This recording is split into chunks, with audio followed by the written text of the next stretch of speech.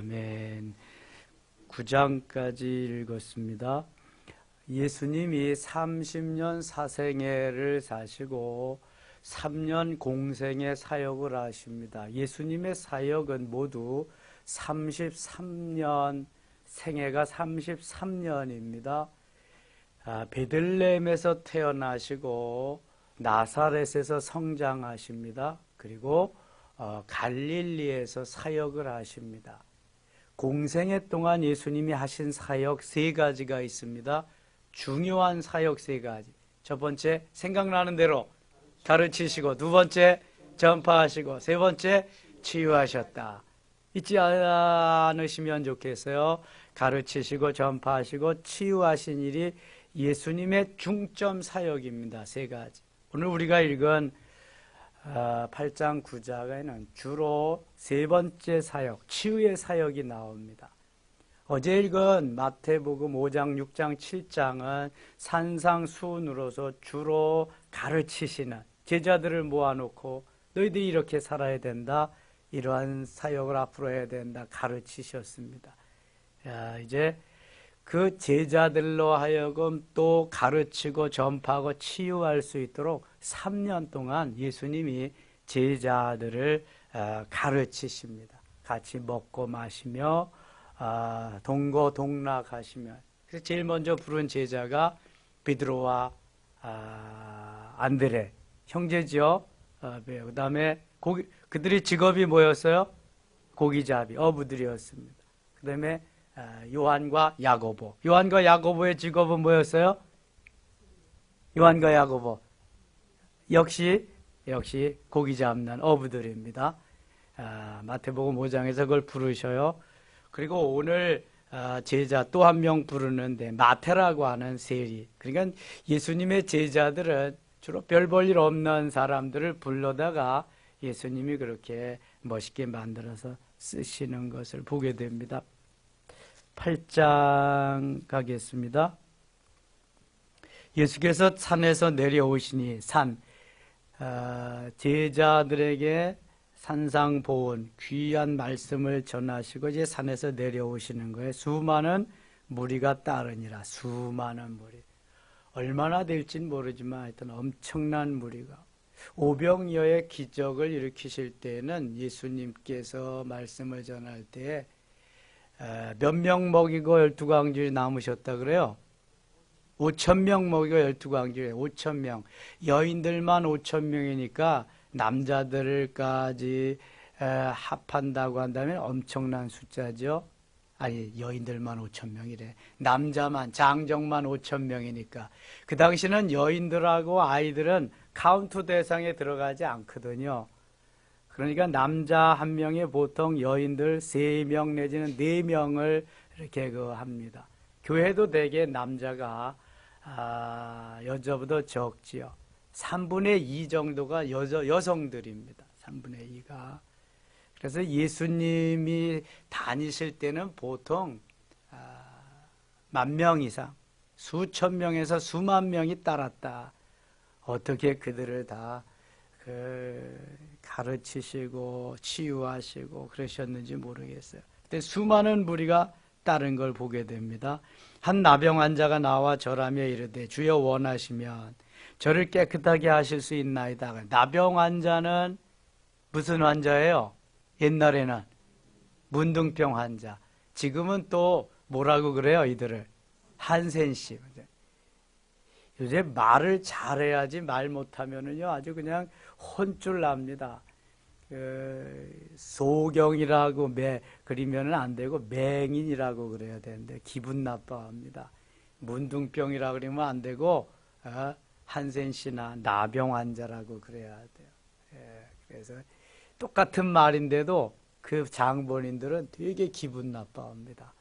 여기 나병 환자, 문둥병 환자가 예수님 앞에 와서 원하시면 저를 깨끗하게 하실 수 있나이다 그래요. 예수께서 손을 내밀어 그에게 대시며 이르시되 내가 원하느니 깨끗함을 받으라 하시니 즉시 그의 나병이 깨끗하여진지라. 그냥 말씀으로만 하셨는데도 문둥병, 나병 환자가 깨끗하게 됐어요. 예수께서 이르시되 삼가 아무에게도 이르지 말고 다만 가서 제사장에게 네 몸을 보이고 모세가 명한 예물을 드려 그들에게 입증하라 하시니라. 예수께서 가버나움에 들어가시니 한 백부장이 나와 간과하여 이르되 주여 하인이 중풍병으로 집에 누워 몹시 괴로워하라. 백부장이라고 하면은 부하를 100명 거느린 군대의 중간 지도자가 지휘자가 백부장입니다.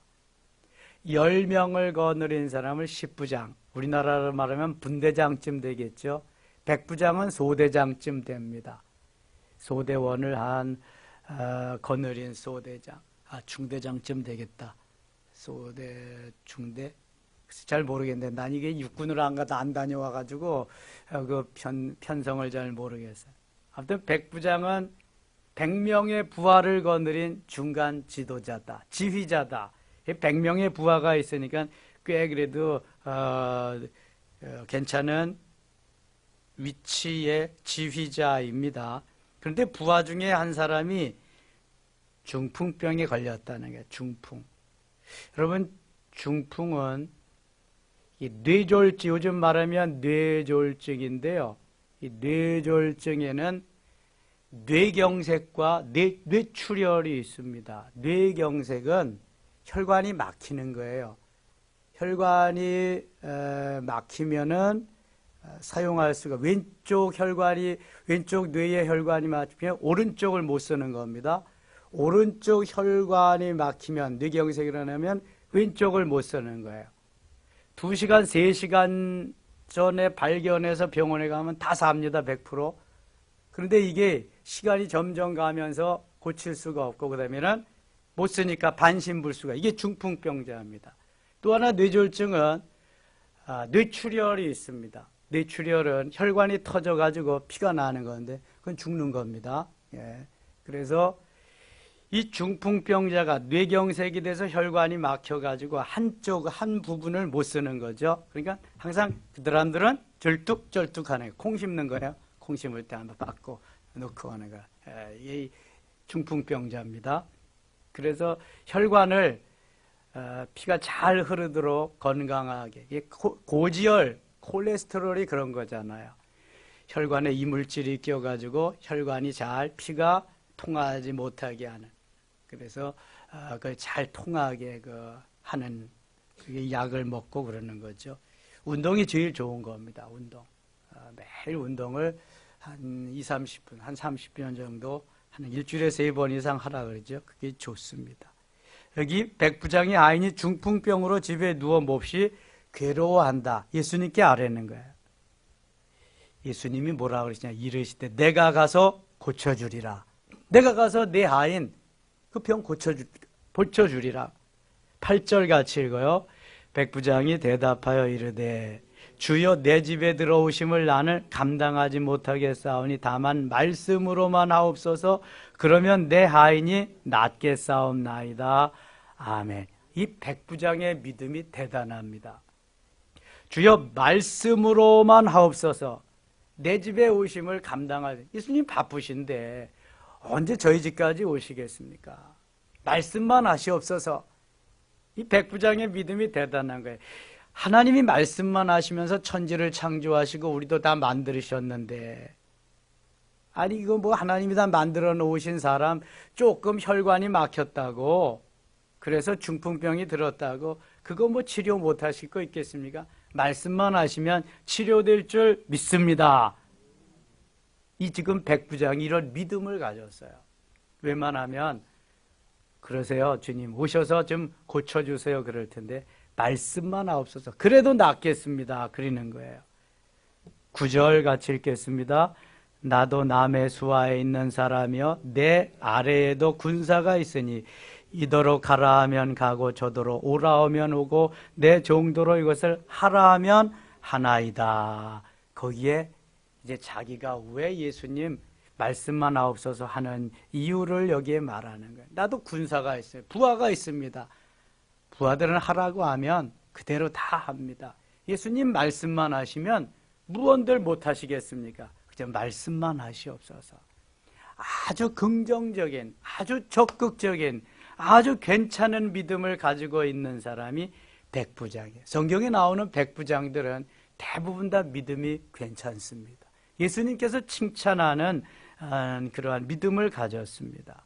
10절 예수께서 들으시고 놀랍게 여겨 이런 사람이 없잖아요.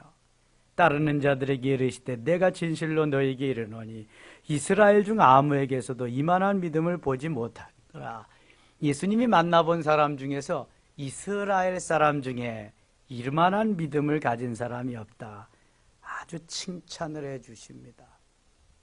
말씀만 하시면 이루어지는 그 신앙, 말씀만 하시면 불가능이 없도록 역사하시는 그 주님을 믿는 그 신앙, 여러분 이게 대단히 중요한 겁니다.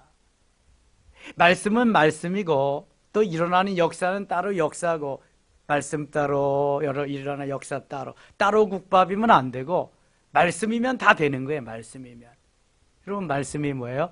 말씀이 로고스고 로고스가 하나님, 그 하나님이 예수 그리스도. 말씀은 곧 주님이신 거예요.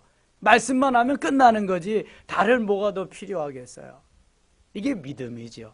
믿음이 적은 사람하고 믿음이 괜찮은 사람, 점점 성장해서 성숙돼서 어른스러운 사람하고 차이가 이거죠. 이거 말씀하면 아멘하고 받는 사람하고 이건 아닌데 이러는 사람하고는 열매 맺는 게 다른 거예요. 여러분 아무리 불가능한 것도 말씀을 아멘으로 받아들이면 열매로 맺어질 줄 믿습니다. 아닌데 하는 사람은 죽었다 깨나도 안 이루어지는 거예요. 그거는요. 그럼 이게 얼마나 중요한지 몰라요. 내가 받아들인다, accept, 내가 접수한다. 북한의 말로 접수해서 내 것으로 만들면은요, 내가 하는 게 아닙니다. 그때부터 누가 역사하세요? 하나님이, 성령께서 역사해요. 근데 내가 받아들이지 못한다? 그러면 영 일어나지 않는 거예요. 여러분 물을 갖다가 쇠나 돌에나 바위에다가 갖다 부어보세요. 어떻게 될까요? 다 터쳐 나갑니다. 스며드는 거에 하나도 없습니다. 그러나 물을 갖다가 모래에다 갖다가 부어보세요. 물을 갖다가 스펀지에다 갖다 부어보세요. 어떻게 될까요? 다 흡수합니다. 다른 데로 뛰쳐나가는 게 하나도 없습니다. 똑같은 겁니다, 여러분. 어떤 말씀을 하시든지 내 생각에 불가능한 거, 말도 안 되는 말을 전해도 그 말씀을 접수하면, 아멘하고 받아들이면 그 다음부터 누가 역사하신다? 주님이, 하나님이, 성령께서 역사하시는 거예요. 이게 믿음이라는 게 이게. 백부장은 말도 안 되는 것 같은 말을 했는데도 당연히 받아들여요. 아니, 주님이 가신다 그래도 오실 필요 없습니다. 말씀만 하시옵소서 그러는 거예요. 얼마나 멋있어요. 너무 멋있잖아요.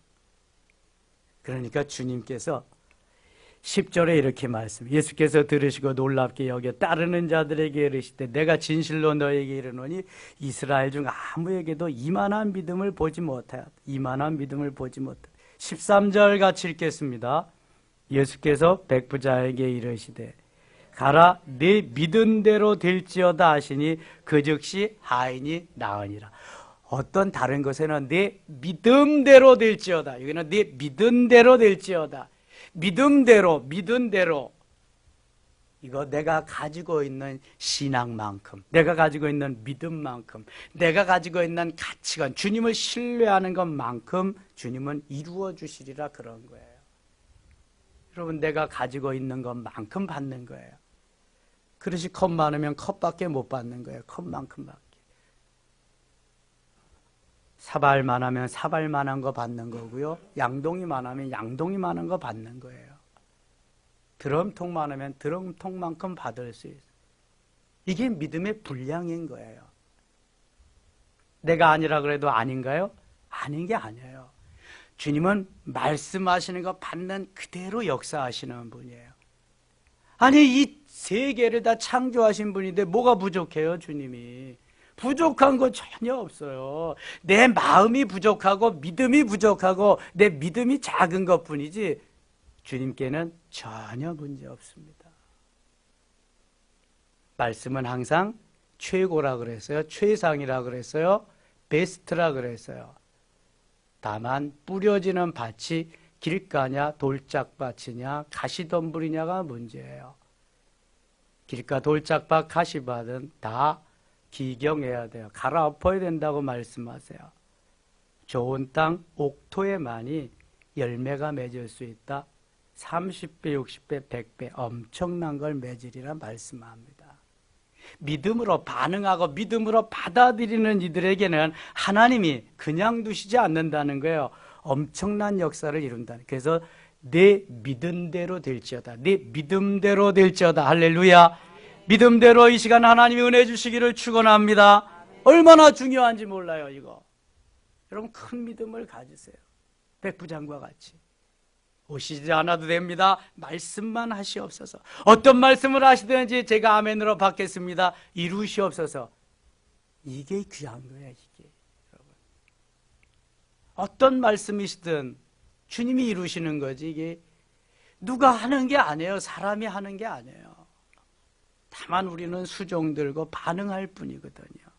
14절입니다. 예수께서 베드로의 집에 들어가사 그의 장모가 열병으로 앓아누운 것을 보시고 그의 손을 만지시니 열병이 떠나가고 여인이 일어나서 예수께 수종되더라. 자, 이렇다면 베드로 사도는 결혼을 했어요? 안 했어요? 결혼을 했으니까 장모가 있잖아요. 결혼 안 하면 장모가 있을 수 없어요. 자, 캐톨릭 천주교에서는 베드로는 독신으로 결혼도 안 하고 살았다. 그래서 초대 교황으로 하나님 대리자로 그렇게 했다 그랬는데 말도 안 돼요, 여러분. 성경은 베드로가 결혼을 해서 장모가 있는 걸 말씀합니다. 성지순례 가면은 베드로의 장모의 집을 갑니다. 다 헐어졌고 터만 남아 있어요. 천주교에서 캐톨릭에서 말하는 건 거짓말입니다. 가짜입니다. 성경적이 아닙니다. 베드로는 결혼해서 장모가 있었고 장모님의 열병을 베드로가 가서 치료해 줍니다. 20절 가겠습니다. 20절 예수께서 이르시되 여우도 굴이 있고 공중의 새도 거처가 있으되 인자는 머리 둘 곳이 없다 하시더라. 자, 세상 사람들은 다 내가 누워 잘 것, 내가 먹을 것, 내가 누릴 것 다 챙기고 있는데 예수님은 뭐라 그러지? 여우도 굴이 있다. 굴에 들어가서 여우가 살잖아요. 그 다음에 공중의 새도 거처가 있다. 공중의 새도 깃들 곳이 자기의 보금자리가 다 있습니다. 인자는 예수 그리스도는 머리 둘 곳이 없다. 머리 둘 곳이 없다는 것은 거할 곳이 없다는 거죠. 예수님이. 그러니까 예수님은 이 땅에 베들레헴에서 태어났지만 예수님이 영원히 거하고 영원히 계실 곳은 이 땅이 아니라 어디예요? 하늘나라예요. 하늘나라. 이 땅에 잠시 동안 오셔서 사역하시려고 오신 거예요.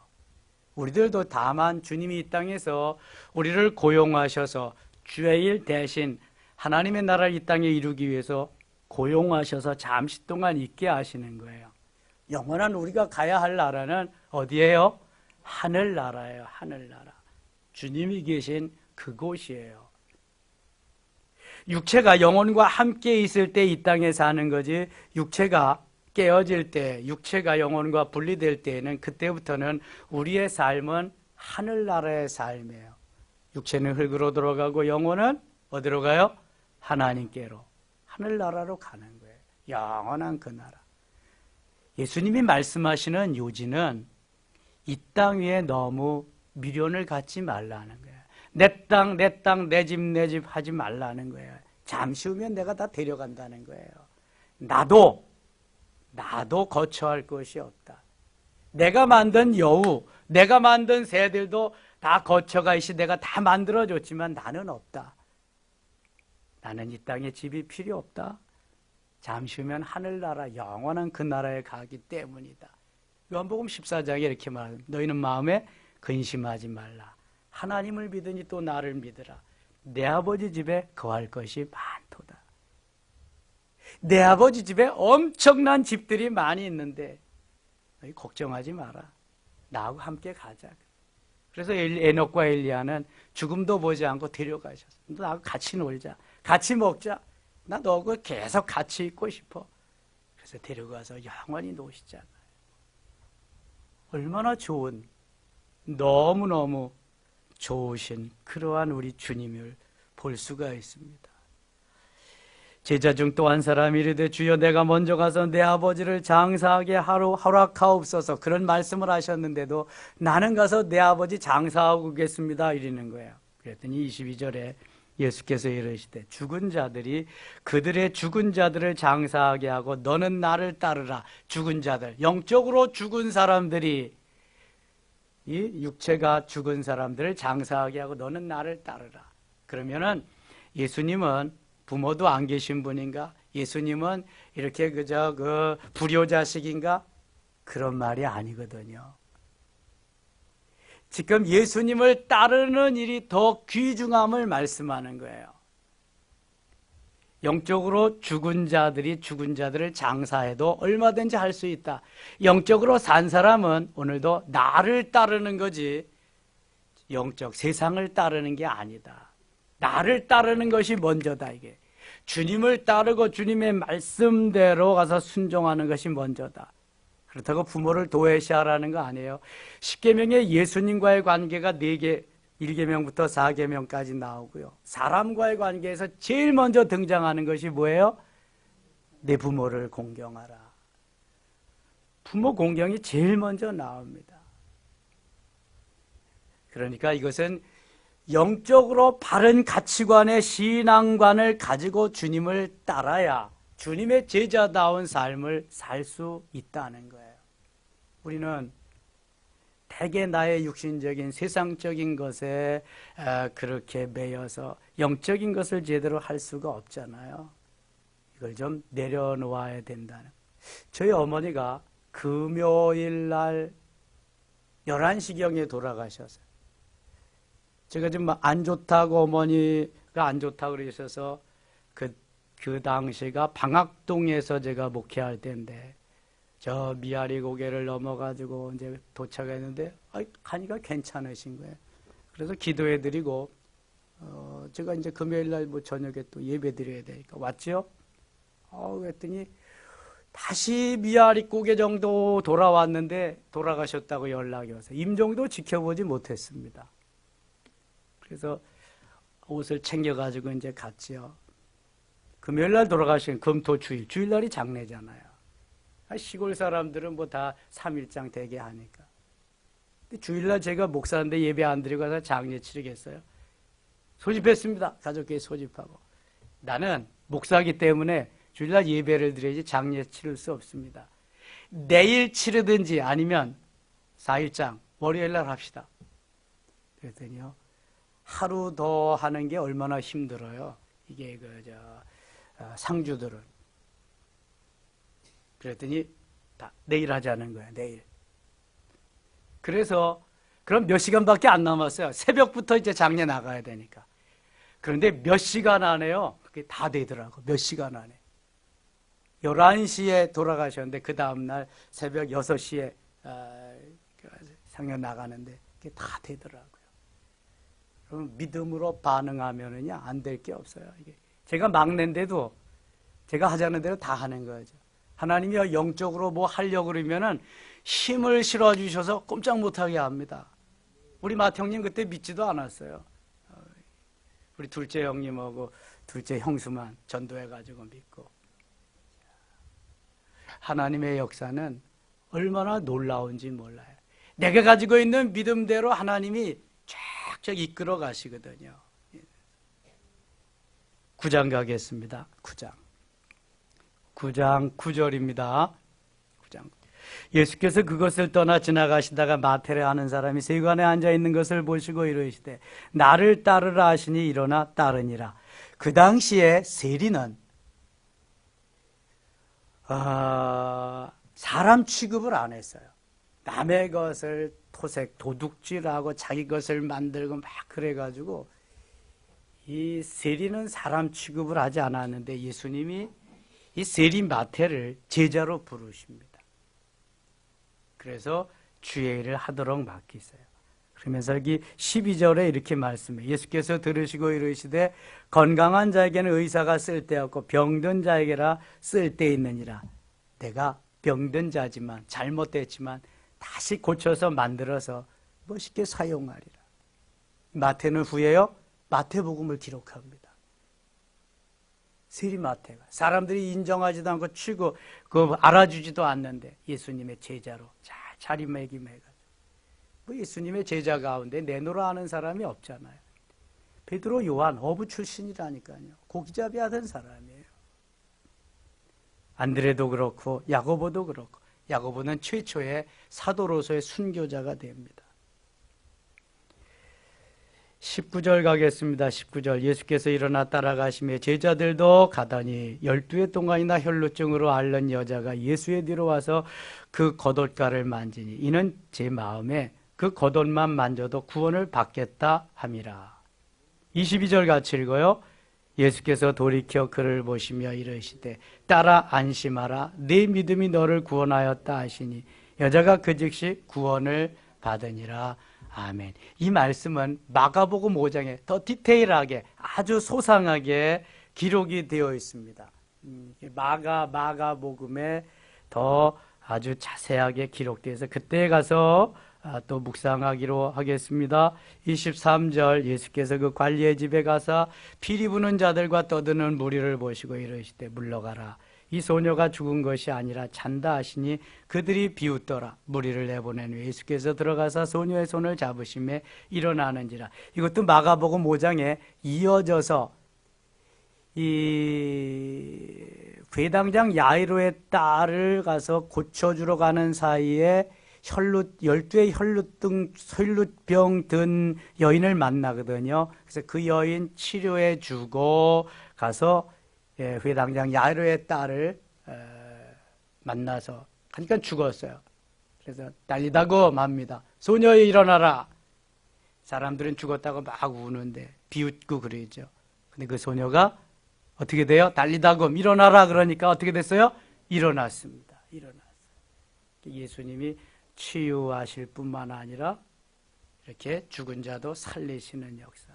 죽은 자를 살리신 역사는 마가복음 5장, 오늘 여기 그 9장에, 마가태 9장에 회당장 야이로의 딸을 죽은 지 금방, 곧바로 된 전에 살리시고요. 누가복음 7장에 나인성 과부의 아들은 죽어서 장사 지내는, 유대인들은 하루만 지나면 장사를 지냅니다.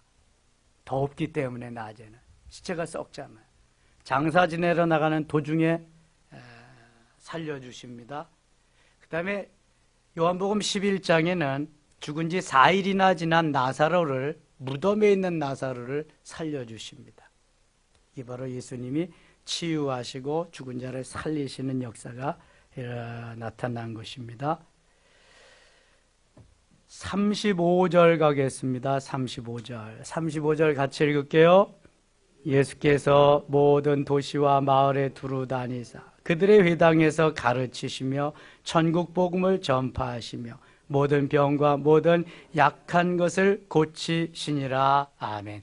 제가 처음에 말씀드려서 예수님이 공생의 기간 동안 하신 사역, 중요한 사역 3가지. 그렇죠? 자, 여기 예수께서 모든 도시와 마을에 두루 다니사 그들의 회당에서 뭐 하시고? 가르치시며, 가르치신 일이 제일 먼저 가르치시며, 천국 복음을 그 다음에 어떻게 했다? 전파하시며. 이거 뭐 하는 거예요? 우리가 말하는 전도입니다. 전도. 가르치는 거, 티칭하는 거 열심히 해야 돼요. 교사들. 또 누구든지 할 수 있는 그러한 부분에 하나님의 말씀을 전하는 거죠.